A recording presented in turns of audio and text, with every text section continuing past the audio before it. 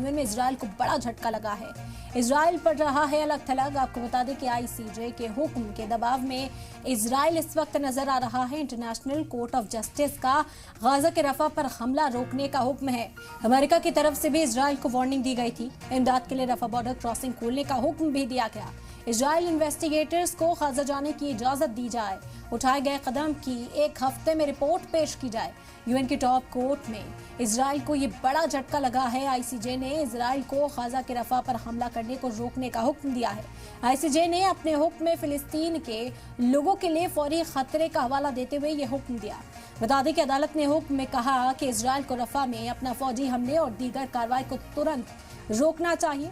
जज ने इजराइल के रफा पर हमले को लेकर सख्त रुख अपनाया। वाज़ेह हो कि 7 मई को इजराइल ने रफा पर हमला शुरू किया था।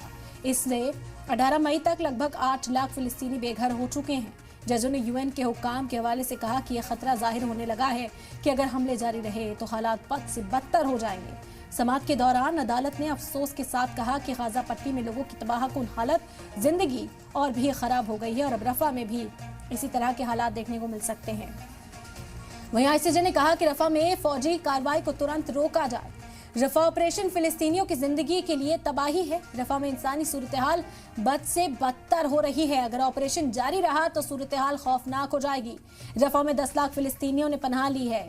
ऑपरेशन के बाद 8 लाख लोग शहर छोड़ चुके हैं।